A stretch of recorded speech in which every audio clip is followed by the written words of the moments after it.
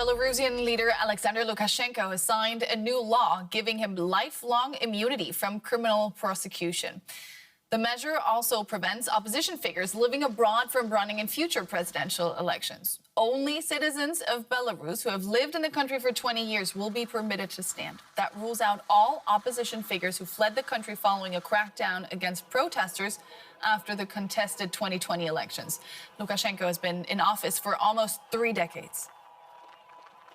Let's bring in Hanna Liubakova. She's a journalist from Belarus with good context to the Belarus opposition. Welcome to the day. Good to see you. Let's start with the law giving Lukashenko lifetime immunity.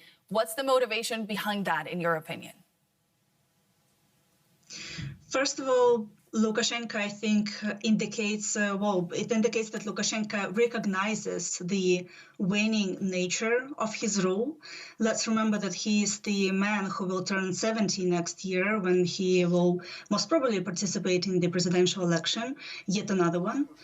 And he's also the man who doesn't perhaps have good health because he had a lot of stress in the past 3 years. These new amendments also show that he's trying to safeguard himself against potential legal consequences of his rule, of everything that he did in the past 3 decades. We remember that 3 years ago during protests in 2020, there was torture, there were killings of people on the street. So the Human Rights Council also recognized some of the crimes as crimes against humanity. So this is his attempt to stay safe and have this immunity. Mm-hmm. So he's under pressure. You mentioned his age and his health there. Is there any evidence that either of those factors might lead him to step down anytime soon? Actually, today he announced that he will definitely run in the election in 2025. He said that,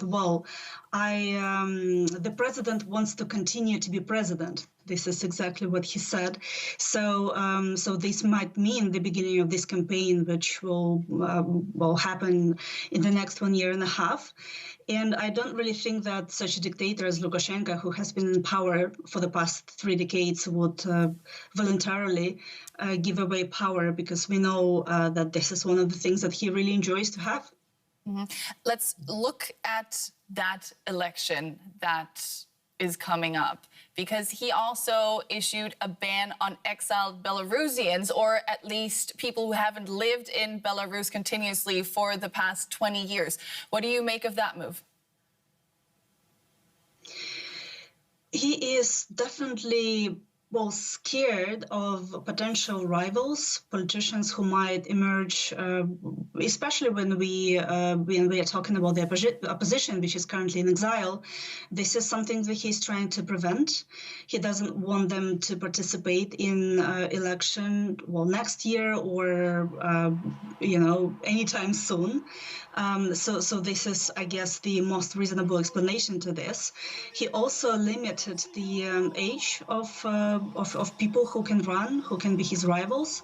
This is, again, something that he introduced. And let's remember that in 1994, when he actually came to power, the age actually decreased, so he could participate. So now he changes this again.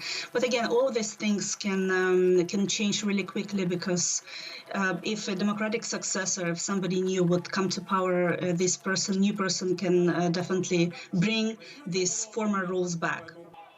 So the opposition outside the country, do they have a strategy for challenging Lukashenko's regime in Belarus?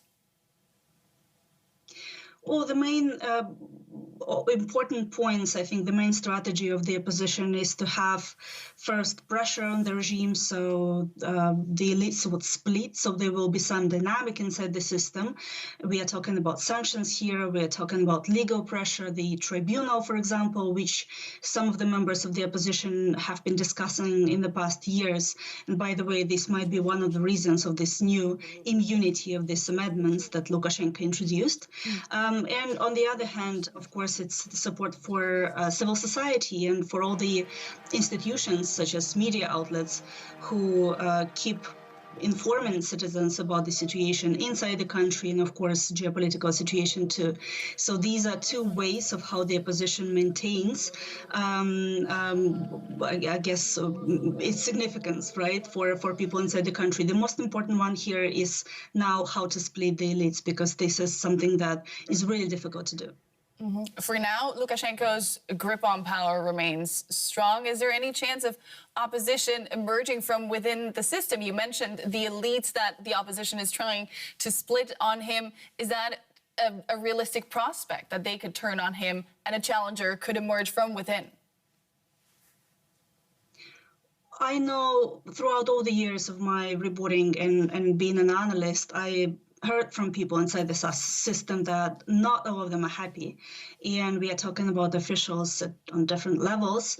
However, they cannot do much, given the current level of repression and control that Lukashenko and his inner circle have on the system. So this is difficult. We've also seen that there were many people inside the system who tried to reform it, who tried to reform the economy, for example. But in 2020, this has changed because Lukashenko noticed that all of these liberals can be also some sort of a might challenge his regime. So this is why Lukashenko doesn't allow at this stage, at this point, people who might become this challenge, right? People, kind of liberal people inside the system. However, we know that not all of them are happy. Yeah.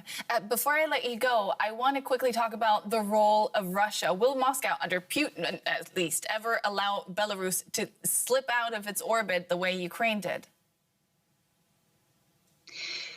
I would say that the costs of losing Belarus for Russia are perhaps even higher than losing Ukraine, because we see that Belarus, the regime of Belarus, is now one of the very few allies that Putin has, especially material allies, the allies that provide the territory for the attack, for the invasion. And this is how the role of Belarus also increased for Putin, and the role of Lukashenko, who supports him in this invasion.